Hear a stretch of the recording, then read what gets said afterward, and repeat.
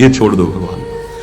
फल की सिद्धि असिद्धि में हमारा प्रयास पूरा रहेगा, उसी को भगवत प्राप्ति होगी। सिद्धि असिद्धि में सम रहो, लाभ मिला कि नहीं मिला, फायदा हुआ कि नहीं, इस पर सम रहो, इस पर ध्यान मत दो। तुम पुरुषार्थ करते रहो, प्रयास करते रहो, निश्चित तुम्हें भगवत प्राप्ति हो जाएगी, पक्का।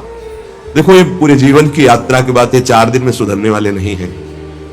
विश्वास हमारी बात पर करना, ये कोई छोटे मोटे शत्रु नहीं है, नहीं तो तुम्हारी साधना फिर ढीली हो जाएगी कि 2 साल हो गए, अभी तो हम काम विजयी नहीं हुए, क्रोध विजयी नहीं हुए, अभी हम लोभ विजयी नहीं हुए, मोह विजयी। छोड़ो ये सब बात, तुम भजन का पुरुषार्थ करो, जैसी स्थिति है वैसे शांत रहो, शांति से ये नष्ट हो जाएंगे। निरंतर भगवान के स्मरण में लगे रहो।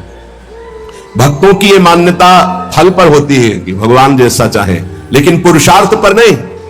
हमें जो समय, जो दिनचर्या, जो भजन, उस पर हम कायर बन करके नहीं बैठेंगे अब जैसा भगवान नहीं। उसके लिए हमें जो गुरुदेव ने आज्ञा करी, जो दिनचर्या, जो भजन, उस पर तत्पर रहेंगे। आप बहुत जोर देते हैं भजन पर, तो भजन किसे कहते हैं? अर्थात हम किसको माने कि भजन हो रहा है? उत्तर, अंतःकरण में निरंतर अपने इष्ट का गाढ़ चिंतन होना भजन कहा जाता है। अंतःकरण शब्द बोला है, यहां से गाढ़ चिंतन होना, निरंतर भजन कहते हैं, जिसे भगवदाकार वृत्ति, उसे भजन कहते हैं। दूसरा भजन का अर्थ है सेव्य को सुख पहुंचाना, सेवा, भज धातु सेवायाम। उपासक 2 ये बातें पकड़े रहता है, उसे भजनानंदी कहते हैं। अंतःकरण से अपने इष्ट का गाढ़ चिंतन, वो रूप का हो, नाम का हो, मंत्र का हो, और शरीर से प्रकट सेवा में प्रतिपल लगे रहना, ये 2 वृत्ति जिसके अंदर है वो भजनानंदी है। सेवा में, चाहे वो गृहस्थी की सेवा हो, व्यापार हो, नौकरी हो, किसानी हो, या विरक्ति की सेवा में, जो भी सेवाएं हैं, शरीर से प्रतिपल सेव्य को सुख पहुंचाने के लिए सेवा, और हृदय से प्रतिपल आराध्य देव का स्मरण, इसी का नाम भजन है। और यही भजन परमानंद प्रदान करता है, यही भजन महापुरुष बना देता है, यही सेव्य के समान कर देता है।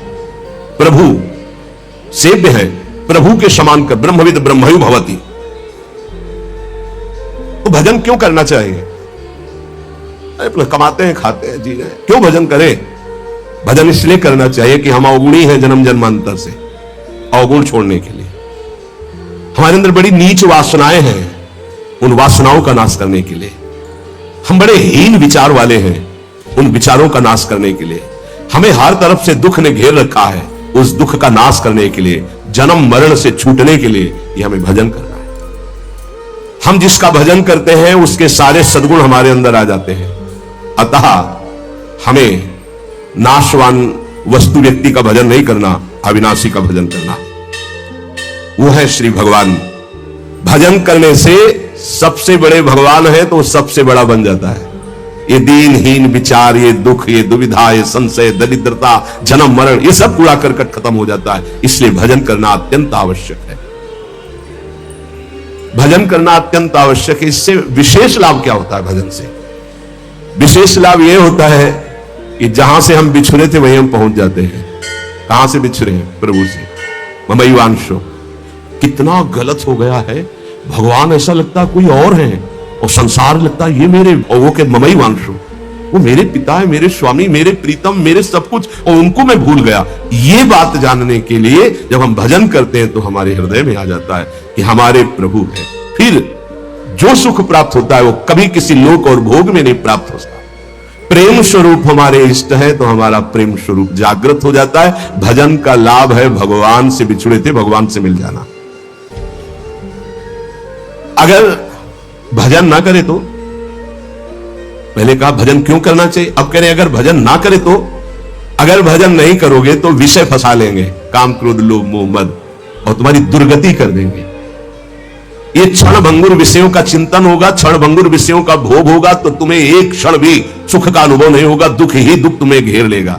अतः निरंतर भजन करने के लिए इसीलिए कहा जाता है कि कोई विषय चिंतन ना बने, कोई विषय क्रिया ना हो, कोई विषय हमें दुख में फंसा ना पावे। सबसे बड़ा लाभ निरंतर भजन है। भजन करने का अधिकारी कौन है? बहुत बड़े ज्ञानी प्रश्नकर्ता श्री अखंडानंद सरस्वती जी। भजन करने का अधिकारी कौन है बाबा? सब भजन करने के अधिकारी, सबका अधिकार है भजन करने। बाल बच्चा कोई भी, पुरुष नपुंसक नारी वा जीव चराचर कोय, सर्वभाव भज कपट तज मोहि परम प्रिय सोय। बाबा ये भजन करने वालों में भी पाप कर्म देखे जाते हैं, ये क्यों नहीं छूटते हैं? भजन तो सब पापों का नाश कर देता है, फिर भजन करने वालों से पाप कर्म क्यों नहीं छूटते? क्योंकि वो सही भजन नहीं करते। बहुत ध्यान से समझना, वो विषय चिंतन करते हैं, विषय भोग करते हैं, उस समय भजन छोड़ देते हैं, जिससे पाप बनता है, भजन में अरुचि होती है। हम इसीलिए तो कह रहे हैं निरंतर भजन करो, विषय चिंतन मत करो। जो भजन भी करता है और विषय चिंतन और विषय भोग भी करता है, उसको जन्म जन्मांतर लग जाएंगे, बाबा कह रहे हैं। क्योंकि जन्म जन्मांतर इसी से होते चले आ रहे हैं, बार बार विषय चिंतन, बार बार विषय भोग। इसीलिए तो हम कहते हैं भैया एक जन्म का सारा मेहनत समय इस बात में लगा लो कि विषय चिंतन न होने पावे, पाप कर्म ना होने पावे, भजन बन जाए। हम अगर एक जन्म प्रभु को दे देते तो अनंत जन्मों की बिगड़ी बन जाती, तो घाटा थोड़ी है, लाभ ही लाभ है। जितना समय भजन नहीं करेंगे उतना समय मन विषय चिंतन करेगा और आपके द्वारा पाप कर्म हो ही जाएगा। पाप कर्म होगा तो सबसे पहले गुरु में अश्रद्धा होगी, फिर इष्ट भजन में अरुचि होगी। ये उसका लक्ष्य। कहीं भी अपराध करो, वो पहले आपके गुरु संबंध को तोड़ेगा, तभी तुम्हारे ऊपर प्रहार कर सकता है। नहीं, गुरु कृपा पात्र पर प्रहार नहीं कर सकती माया। पहला कार्य करेगी, गुरु संबंध छुड़वाएगी, इष्ट चिंतन छुड़वाएगी। इसलिए हम कहते हैं जितना जितना समय तुम विषय चिंतन में देते हो, अगर वो भी भजन में दे दो तो पाप छूट जाएंगे, नहीं तो पाप कर्म होते रहेंगे, भजन का अनुभव नहीं होगा। कहा जाता है कि भजन करने वाला एकांत सेवन करे, इसका मतलब क्या होता है? क्योंकि हम जब वृत्ति को एक ईश्वर में, प्रभु में लगाना चाहते हैं, यदि हम ज्यादा भजन विरोधी व्यक्तियों का संग करेंगे, व्यवहार करेंगे, खान पान करेंगे, तो हमारी वृत्ति भजन में नहीं लगेगी। हमारा खान पान, हमारा व्यवहार एकांतिक होना चाहिए। कैसा एकांतिक? हम 501 ही प्रभु का नाम जपने वाले पा रहे हैं तो हम अकेले पा रहे हैं, ऐसा समझ लो। और 2 व्यक्ति हैं, एक विषयी है, प्रपंची है, तो मान लो हमारा भारी कुसंग हो रहा है। हम 500 में भी एक है और वहां एक में भी हम भारी प्रपंच में फंसे हुए हैं। ये एकांतिक भाषा को समझ लीजिए। हम इतने लोग बैठे हैं इस समय, सब एकांत है। बोलो किसके मन में क्या चल रहा है? एक प्रभु की चर्चा सुन रहे तो हम सबका मन एक ही है। एकांत का मतलब होता है अपने इष्ट के अनुरागियों का ही संग करना, अपने इष्ट में ही प्रीति हो ऐसा खान पान व्यवहार करना। इष्ट विरोधी वृत्ति, इष्ट विरोधी व्यक्ति, इष्ट विरोधी व्यवहार, इसका त्यागी सदैव एकांतिक ही माना जाता है। एकांत में कमरे में पड़ा है, इष्ट विरोधी चिंतन कर रहा है, प्रपंची। एक केवल साथ चल रहा है, वो इष्ट विरोधी व्यवहारी है, प्रपंच।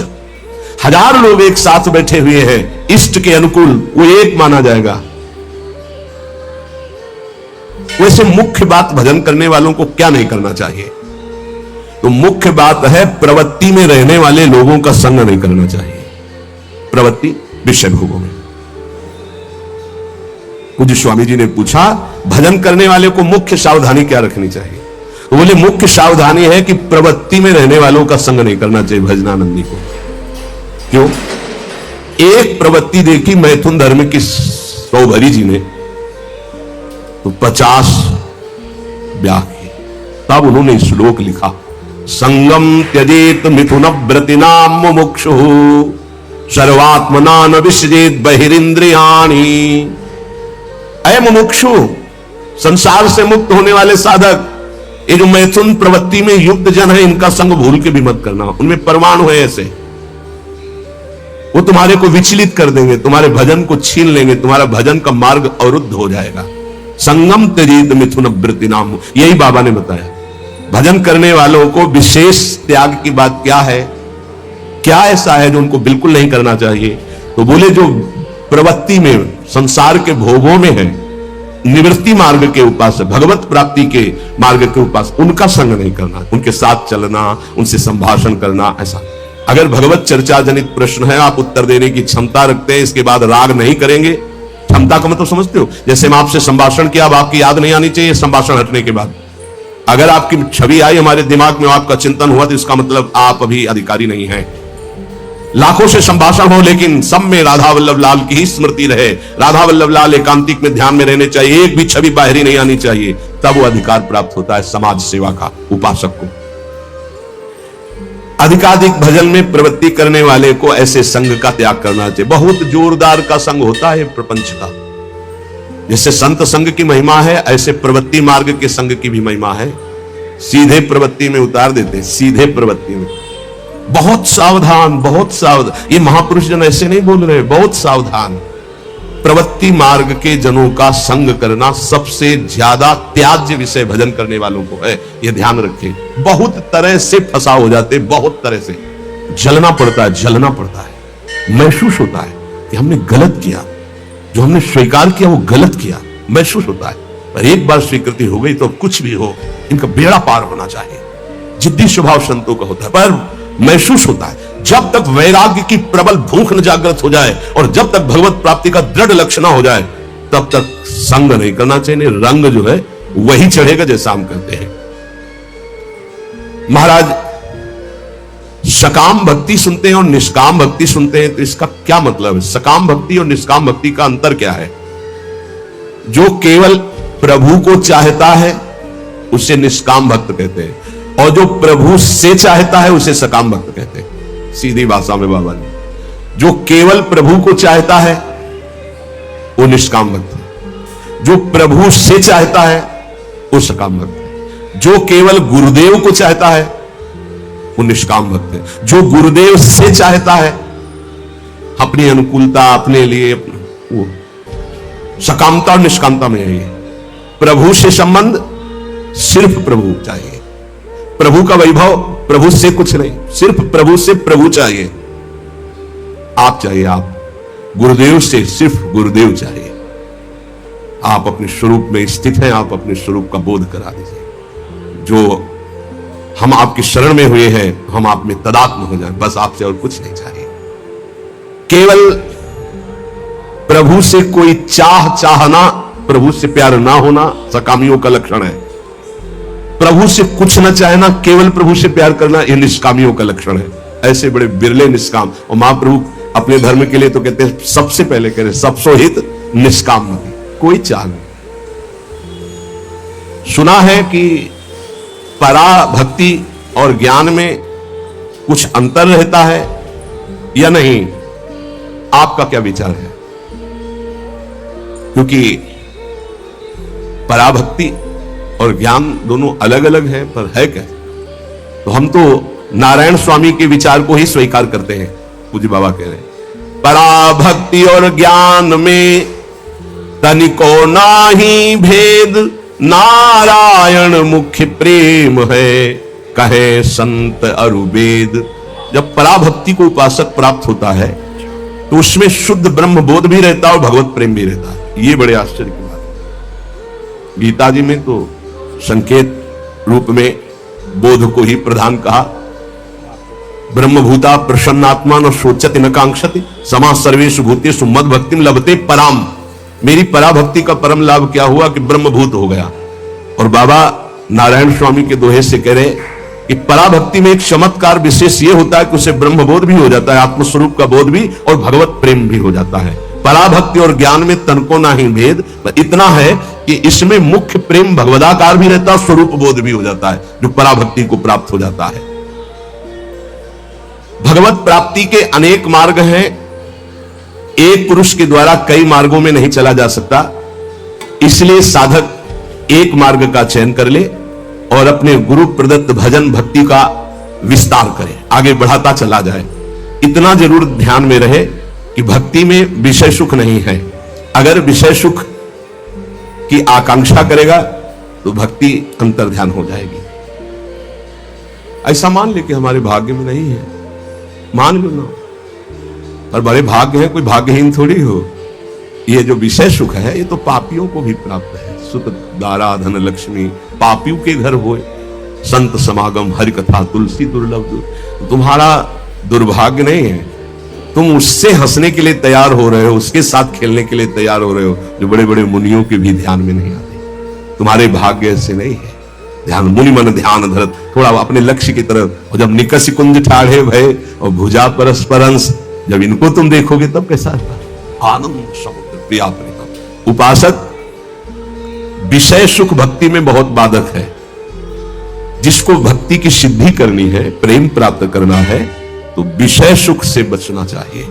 मन में लागी चटपटी, कब निरखूं घनश्याम, तो नारायण भूल्यो सभी खान पान विश्राम। ये दोहा एक संत भगवान थे, गंगा के किनारे मिले थे, ये बार बार कहते थे, जो बड़ी मस्ती में गाते थे। मन में लागी चटपटी, कब निरखूं घनश्याम, नारायण भूल्यो सभी खान पान विश्राम। विषय सुख भक्ति में ब्रह्मादि के भोग सब विषम लागता ही, नारायण ब्रज चंद की लगन लगी है जाही। जब विषय सुख का सेवन साधक करने लगता है तो प्रभु का चिंतन छूटने लगता है, प्रभु में सुख नहीं लगता है। ये सबसे बड़ी कमी की बात। अगर आपको भजन करते प्रभु में सुख नहीं लग रहा तो आप कहीं विषय सुख ले रहे हैं, ध्यान दीजिए। जब प्रभु के चिंतन करते करते आपके आंसू निकलने लगे, रोमांच होने लगे, अब सुख आया है। इसलिए कुछ समय तक झूठे विषय सुख से बचो, कुछ अच्छा नहीं लगता। सच्ची भगवान वो सब संयोग प्रदान करते हैं, खान पान विश्राम सब, कुछ अच्छा नहीं लगता। जो मन प्रभु के चरणारविंद का आशिक हो जाता है, कुछ अच्छा नहीं, कोई उसे अच्छा ही नहीं लगता। सच्ची मानिए, कुछ अच्छा नहीं। सब कुछ है पर कुछ अच्छा नहीं। क्यों? क्योंकि जो वास्तविक अच्छा लग रहा था सब में, वो अनंत ब्रह्मांडों का अच्छा लगने वाला अब अच्छा लगने लगा है, इसलिए अच्छा नहीं लगता। अगर किसी का शरीर अच्छा लग रहा है तो कृष्ण है इसलिए अच्छा लग रहा है, वो अंतर ध्यान हो जाए तो कहां अच्छा लगेगा। किसी वस्तु में आकर्षण है तो कृष्ण का है, और सीधे कृष्ण का आकर्षण हो गया तो कैसे अच्छा लगेगा।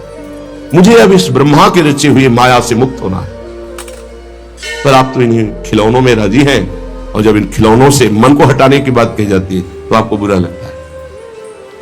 आपसे जिससे कहा जाता है कि अब आप ऐसे रहिए, मनोचिन्हारो ना है, आपको लगता है कि हमारे संबंधों में प्रहार कर रहे हैं। तुम्हारे संबंध जितने हैं इनका प्रहार पहले हो चुका है काल के द्वारा, तुम इनको नहीं रोक पाओगे।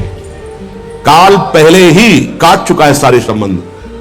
बस तुम संबंध का राग लेकर के यहां से जाओगे, दुर्गति हो जाएगी, और संबंध को प्रियालाल के चरणों में समर्पित करके जाओगे तो सदगति हो जाएगी, अनुराग हो जाएगा। जो आसक्ति संसार के संबंधों में, वही आसक्ति जब संत महापुरुषों से हो जाती तो मोक्ष का खुला हुआ द्वार ये भगवान कपिल देव जी कहते हैं। आप अपना अधिकार अपने में मत रखिए, गुरुजनों को दे दीजिए। अब हमारे जीवन की बागडोर आपके हाथ में है, आप जिस दिशा में चाहे ले चले, हमारा केवल आपके आज्ञा पालन करना कर्तव्य। तो कह रहे कदापि चिन्मयादुपरि चेत स्पृहारोहणे, यदि तुम्हें इस चेतन अचेतन जगत से मुक्त होने की इच्छा जागृत हो गई है तो पहला स्नेह का संबंध किसी से मत रखिए। स्नेह का संबंध केवल प्रियालाल से रखिए। वही स्नेह जो माता में, जो पिता में, जो भाई में, जो बंधु में, पत्नी में, पुत्र में, वही स्नेह प्रियालाल को चाहिए। आप और सब कुछ दो, भगवत प्राप्ति नहीं होगी। ये स्नेह दे दो तो भगवत प्राप्ति पक्की हो जाएगी। सबसे स्नेह करो श्यामा श्याम के संबंध से। हमारा स्नेह का संबंध श्यामा श्याम से, श्यामा श्याम के संबंध से स्नेह, कोई फर्क नहीं पड़ेगा। पर आपको अभी ये कला नहीं आती है। आप जब तक एक बार समस्त संबंधों के स्नेह को बटोर कर प्रियालाल के चरणों में समर्पित नहीं कर देते, तब तक आपको लगेगा, वाणी से बोलोगे कि सब भगवत भाव से ही, लेकिन पूरा राग यही है, ये हमारे अमुक है, हमारे अमुक है। इसलिए इस रहस्य को समझो, पहले हटो, फिर जब वो राग अनुराग में बदल जाता है तो फिर पूरे विश्व से प्यार करो, कोई फर्क नहीं पड़ेगा। सब जीवन सो प्रीति रीति निभात आपनी, क्योंकि रीति जानता है। हमारी रीति श्यामा श्याम के संबंध से ही सबको मानना। एकांत की रति विधान करो, शब्दों को समझिए। एकांत की रति विधान करो, अर्थात हमारे हृदय देश में केवल इष्ट और गुरुदेव के सिवा किसी से प्रीति नहीं। और बहुत इस बात से हम कमजोर हैं। कहीं ना कहीं हम अपनी प्रीति, हमारा दोस्त है, हमारा मित्र है, हमारा रिश्ता है, हमारा संबंध है, तो श्री जी करुणा करके आपको लाई अपने संबंध पुष्ट करने के लिए, फिर भी आप अज्ञानवश उन्हीं संबंधों को पुष्ट करते हैं जिससे आपकी दुर्गति हो जाए।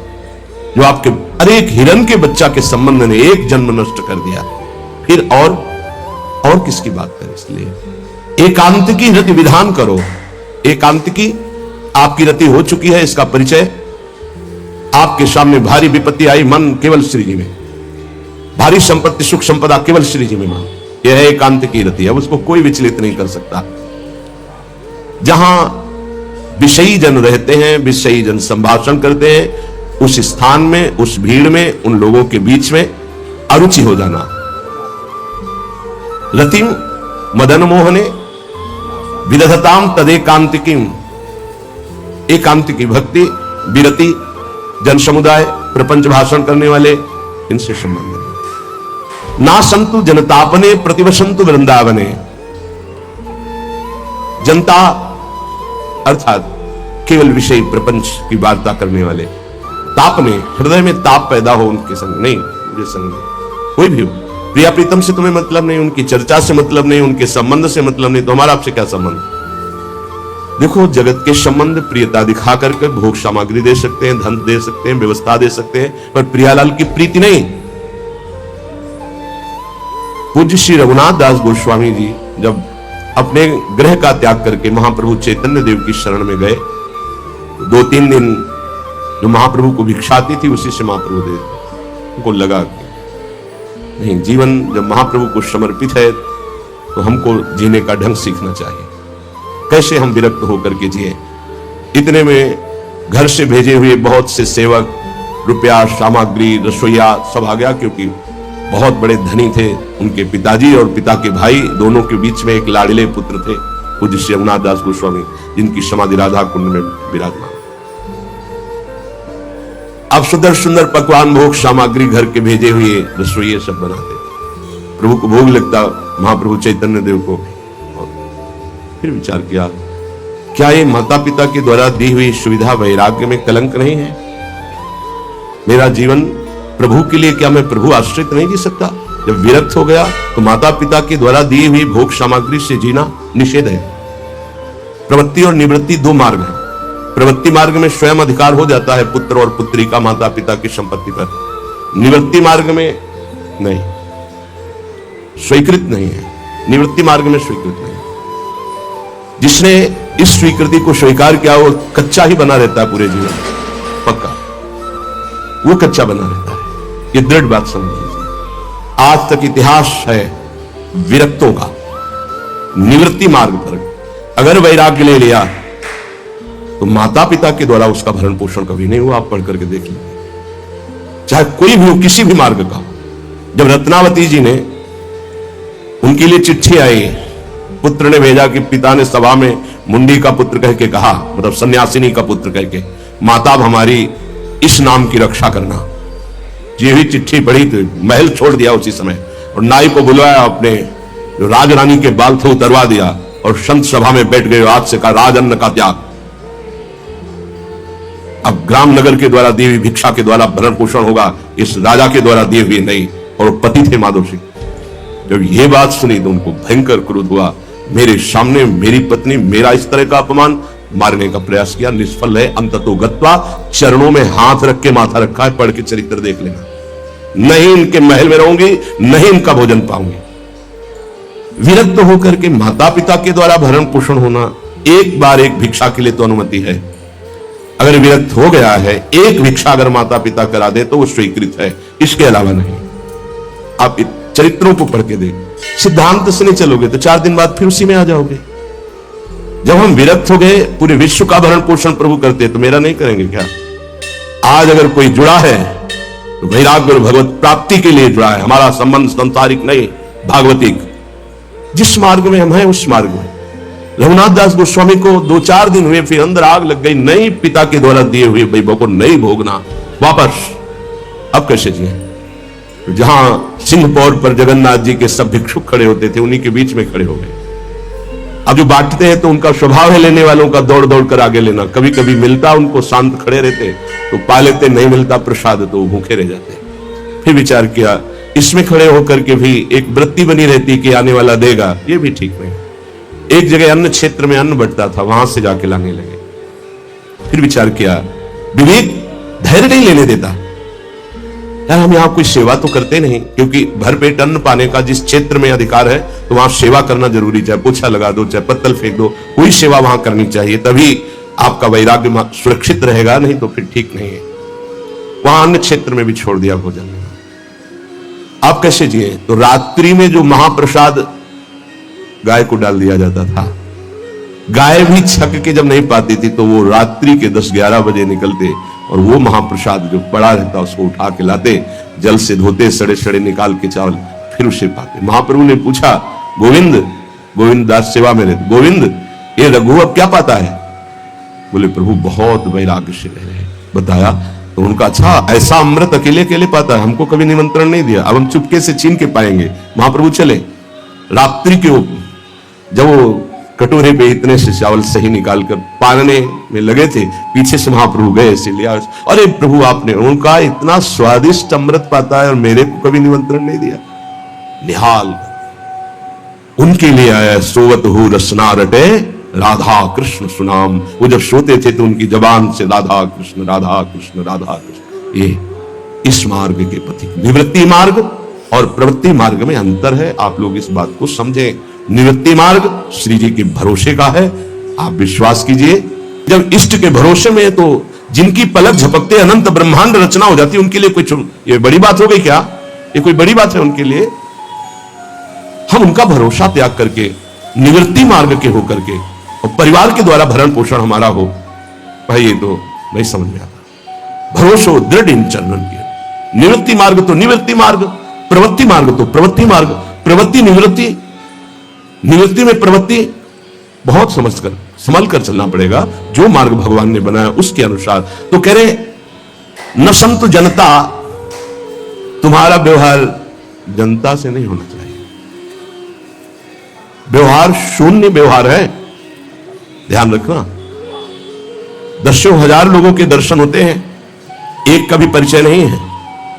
हजारों लोगों से संभाषण है, एक भी हमारा मित्र नहीं है कि ये हमारा है, तुम लोग इसके साक्षी हो, ये हमारा बंदा है, एक भी नहीं। साफ श्री जी के हो, श्री जी से संबंध है, मैं सिर्फ एक नौकर हूं, श्री जी की बात आपको बता देता हूं, आपकी बात श्री जी को बता देता हूं, हमारे श्री जी इसके सिवा कोई नहीं। एकांत की रति, जनता से संबंध रहित, श्री जी के संबंध से सब जीवन सो प्रीति। श्री वृंदावन में वह चिदानंद रस को प्राप्त होता है, यह है रहनी।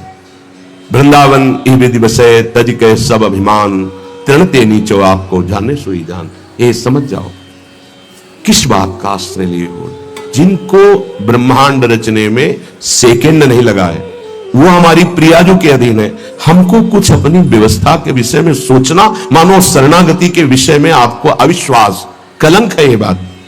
ये बिल्कुल भरोसे पे हो जाओ, फिर सामने देखो क्या होता है। बिल्कुल भरोसे पे हो जाओ।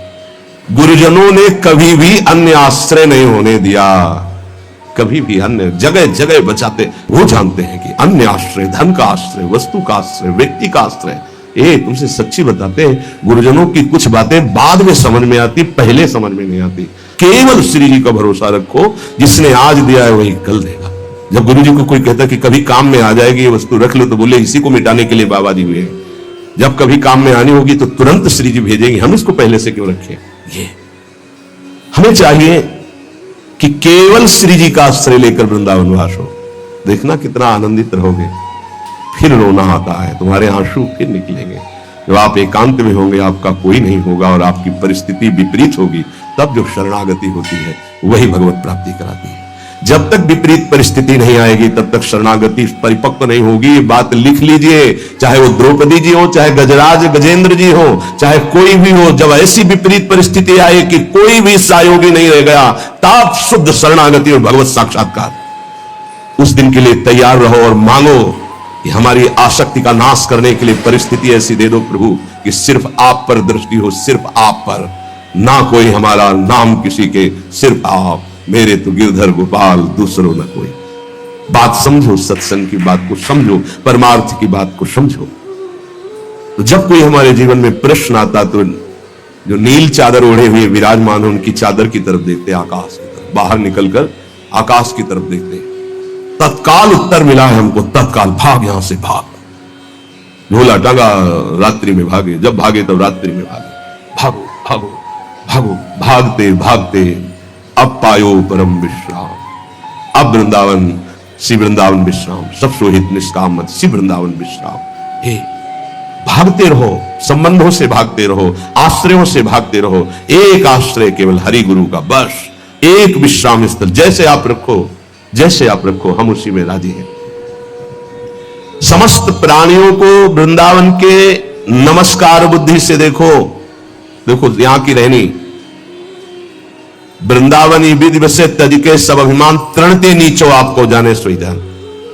तृण से नीच अपने को जो जानता है सबको नमस्कार करेगा। और सच्चाई में देखो तो ऐसा ही है, कुछ नहीं, पूरा अहंकार केवल है। क्या है हमारे अंदर? कुछ नहीं। अगर गुरु कृपा न हो, प्रियालाल की कृपा न हो तो कुछ नहीं। हाथ उठा के कहते हैं कोई बल नहीं है। बल है तो वो है, नहीं तो वो नहीं, तो कुछ बल नहीं। क्या बल है? आप देखो, अंदर से देख लो बैठ के, तुम्हारे अंदर क्या बल है? फिसल कर गड्ढे में गिरने का तो बल है, लेकिन गड्ढे से निकलने का बल तो नहीं है। फिसलने में क्या बल? फिसल कर गिरने का तो है, लेकिन गिर के संभलने का बल, यह केवल गुरु का बल है, यह केवल इष्ट का बल है। इसलिए श्रीधाम वृंदावन का आश्रय और वास स्वीकार करो। सबसे छोटा अपने को समझो, समस्त प्राणियों को नमस्कार करो। क्यों? क्योंकि कहीं कोई वृंदावन में किसी का अपराध न बन जाए। नमंतु ननु जंतु कानि नमंतु रस्तु क्वचित। कहीं ऐसा ना हो जाए यहां किसी भी जंतु का, किसी भी जीव का, किसी भी शरीरधारी का अपराध न बन जाए। अगर वृंदावन में कोई अपराध ना बनने पावे और सबको हम नमस्कार करके रहे और श्री जी का केवल भरोसा रहे, तो आप चमत्कार देख लेंगे। अध्यात्म आपके अंदर प्रकाशित हो जाएगा। जैसे जैसे अध्यात्म प्रकाशित होता है, वैसे वैसे शांत होता चला जाता है, मन शांत होता चला जाता है, कोई वासना हृदय में नहीं रहती। पूज्यपाद श्री उड़िया बाबा जी महाराज से प्रश्न किया, पीछे वर्णन किया गया था कि बड़े बड़े महापुरुषों की ये लोग निंदा क्यों करने लगते हैं, क्यों द्वेष करने लगते हैं? वो तो किसी से द्वेष नहीं करते।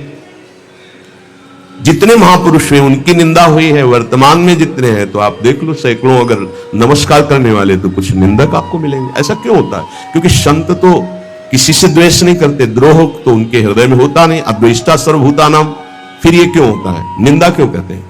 तो कहते भगवान की दो शक्तियां हैं, एक है माया और एक है प्रेम भक्ति। जो प्रेम भक्ति से विमुख, उनके हृदय में माया शक्ति का प्रभाव रहता है। यद्यपि उनका द्वेष भी इसी से होता है। उनकी महानता देख करके वो वहां चल तो सकते नहीं, तो उनका द्वेष बन जाता है।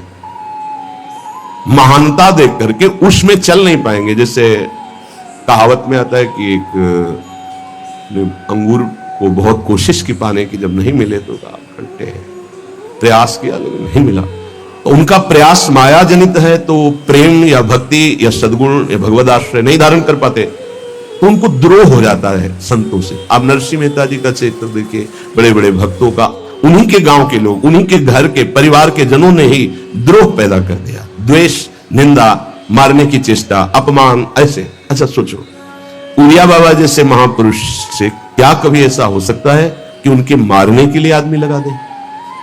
विचार करके देखो।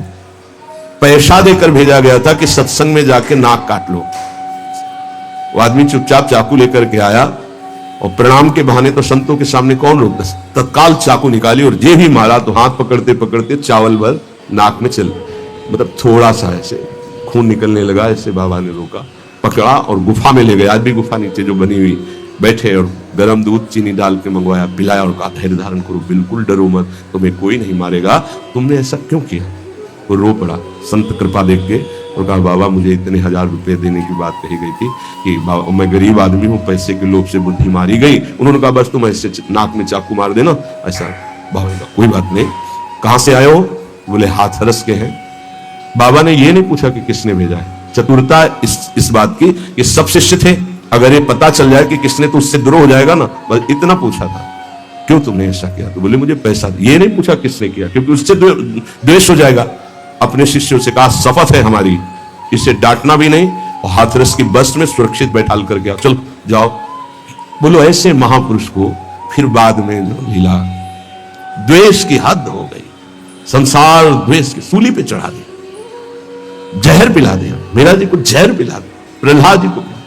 क्यों ऐसा करते हैं लोग?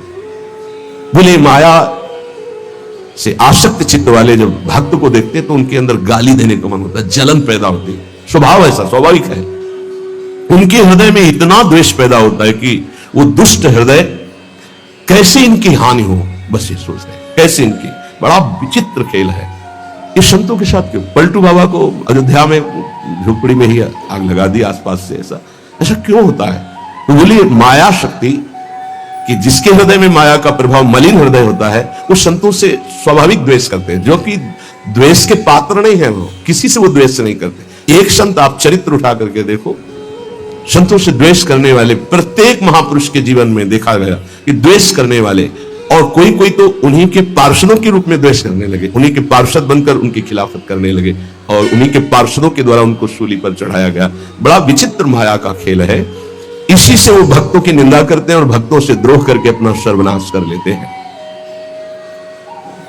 तो क्या इससे बचा जा सकता है?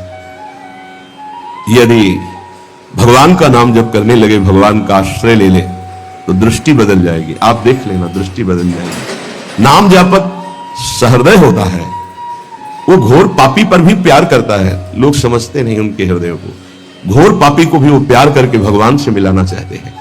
यदि आप नाम जप करते हैं तो आप बच सकते हैं, नहीं संत द्रोह की वृत्ति अंदर पैदा हो जाएगी। ये माया है। ये जहां किसी महापुरुष का यश सुन तो वही निंदा शुरू कर देता है, क्योंकि माया उसका पतन कराती है और भक्ति उत्थान कराती है। महाराज, जैसे गोपी जन अपने श्री कृष्ण प्रेम में डूबी थी, ऐसे कैसे डूबा जा सकता है? क्या किया जाए जिससे हम गोपी जनों की तरह प्रेम करने लगे अपने आराध्य देव से? जब अपने इष्ट देव के सिवा और कोई भी हमारा प्यारा ना रहे, पहली शर्त, इतना इष्ट देव से अपनापन हो कि और किसी से हमारा संबंध न रह जाए। जैसे जहां बंसी बजी तो पुत्र, पति, परिवार सबका विस्मरण करके गोपीजन श्री कृष्ण की तरफ चल दी। इसका मतलब पहले से ही संबंध नहीं था, थी सबके बीच में, पर केवल संबंध श्री कृष्ण से था।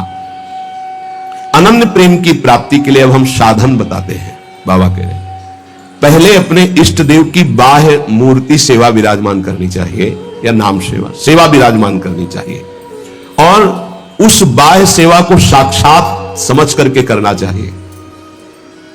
साक्षात समझकर, साक्षात विराजमान है ऐसा भाव। बाह्य पूजा के साथ साथ मानसिक सेवा का बहुत बड़ा योग है, और यह बाह्य सेवा से ही मानसिक सेवा प्रारंभ हो जाती है। सेवा तभी पूर्ण होती है जब आप पहले उसका चिंतन करेंगे। चिंतन नहीं करेंगे तो सेवा पूर्ण नहीं होगी, वास्तविक सेवा सही नहीं हो पाएगी। पहले आश्री जी को कौन सा पोशाक धारण कराना है, कौन सी पत्रावली करनी है, और कैसे केशपाश समा, आज कौन से कुंडल, अच्छा ऐसे कुंडल, ऐसे ऐसे, और आज भोग में क्या क्या, ये भोग में ऐसे श्री जी यहाँ विराजमान होगी, ऐसे होगा, ऐसे छत्र होगा, ऐसे भोग लगेगा। पूरी मानसिक चिंतन होता है, फिर वो सेवा प्रगट में होती है। तो प्रगट सेवा ही मानसिक सेवा में पहुंचा देती है।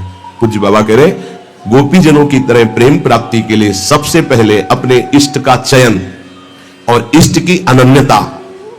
इष्ट की अनन्यता, इष्ट की अनन्यता में आ गया अपने इष्ट का नाम जपना, अपने इष्ट का मंत्र जपना, अपने इष्ट का ही गुणगान करना, अपने इष्ट के विषय में ही सोचना, ये सब आ गया।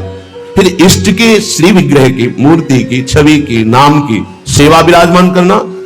और जैसे गृहस्थ है तो जितने याम कर सके, जितना कर सके, लेकिन अगर विरक्त है तो 8 पैर की सेवा। हमारे पास और कोई काम नहीं, हमारी जिम्मेवारी है 8 पैर की सेवा। बाह्य पूजा, मानसिक पूजा, दोनों एक साथ साथ चलती है उपासक की। ध्यान देकर के अगर आप सेवा करोगे तो देखोगे आपकी मानसिक सेवा होगी।